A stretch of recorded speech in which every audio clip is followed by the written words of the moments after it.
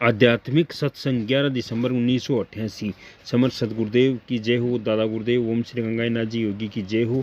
सदगुरुदेव की समाधि पलाना बीकानेर, दादा गुरुदेव की समाधि जामसर बीकानेर। आपको केवल एक मंत्र का जप करना है, कहीं जाना नहीं है, 1 रुपया देना नहीं है। ये जो मिशन है बिल्कुल निःशुल्क है। आपको केवल मंत्र का जप करना है, जो आपको फ़ायदा होगा वो मंत्र का जप करने से होगा और कुछ नहीं आपको करना है, कहीं जाना नहीं है। आप जो काम कर रहे हो, जहाँ जो नशा पता कर रहे हो, जहाँ जा रहे हो जाते रहो, केवल आपको मंत्र का जप करना है। उसी मंत्र से आपके जीवन में बदलाव आएगा। बदलाव भी महीने भर के अंदर ही आ जाएगा। आपको कहीं जाना नहीं है।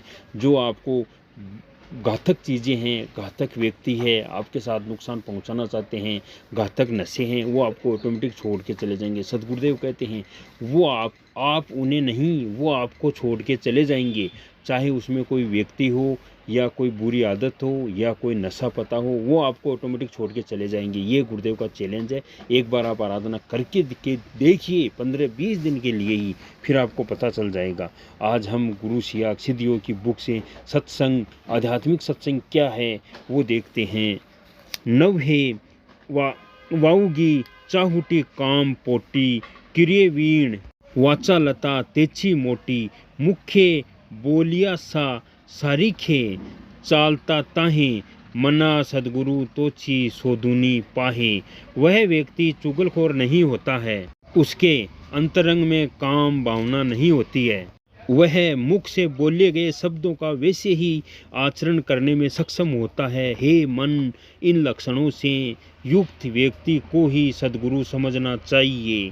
जनी भगत ज्ञानी विवेके ही विरागी, कृपालु मन सवी कसमावत योगी, प्रभु दक्ष यहू तपन चातुर्य जाने, तया चेनी योगे समाधान बाणे। वह सदगुरुदेव पद का अधिकारी भक्त होता है और विवेक वैराग्य संपन्न, कृपालु मनसवी कसमाशील योगी, समर्थ अत्यंत सावधान, यहूतीपन चातुर्य संपन्न तथा संगति करने पर समाधान की प्राप्ति कराकर समाधानी बनाने वाला होता है।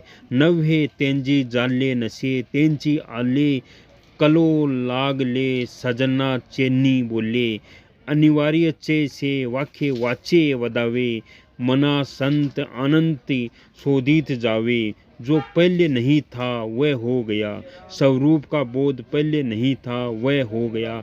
जो नहीं आता था वह समाधान आ गया। ब्रह्म ज्ञान से पूर्ण स्वरूपानंद का भोग करने से समाधान चित्त में वास करने लगता है। वह वेदांत वाक्यों का बोझ जो स्वरूप का संकेत दिया करता था वह पहले नहीं समझता था, वह बोध महावाक्य तत्वमसी आदि का अर्थ सदगुरुदेव के कृपा वचनों से सहज ही आत्मसात हो जाने से समझ में आने लगा। जो ब्रह्मा निगुण निराकार और वाणी से परे अनिवार्चनीय था, वही प्राणी वाणी से कहने योग्य और वाच्य हो गया। वह सदगुरुदेव की कृपा है कि वही ब्रह्मा अब मेरे कथन का विषय हो गया है। हे मन, नित्य अनंत ब्रह्मा को सत्संगी में रहकर खोजते रहो।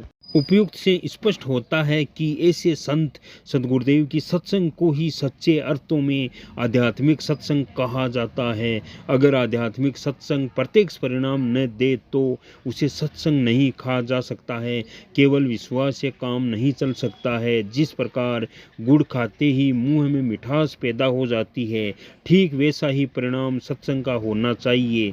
इसके विपरीत सभी कर्मकांड और प्रदर्शन है। समर्थ गुरु स्वामी रामदास जी महाराज ने जो संत सदगुरुदेव की पहचान बताई है, वैसा ही गुरु सत्संग के योग्य होता है।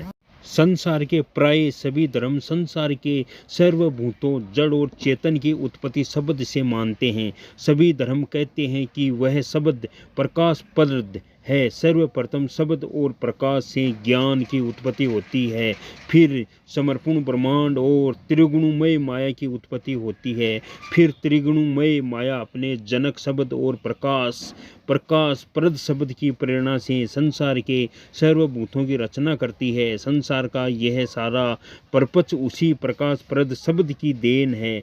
दूसरे शब्दों में यह सारा संसार एक ही परम सत्ता का विस्तार मात्र है। संत सदगुरुदेव निराकार ब्रह्मा का सगुण साकार स्वरूप ही होता है। आप उस राधा कृष्ण के मंत्र का जप करोगे, आपके जीवन में आनंद ही आनंद हो जाएगा, और वो आनंद का जो कटोरा है वो कभी खाली नहीं होगा।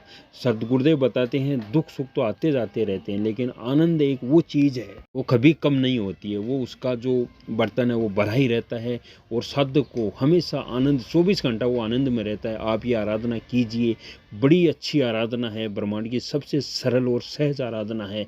घर में रहते हुए सब काम करते हुए आप ये आराधना कर सकते हो। जय गुरुदेव, जय दादा गुरुदेव।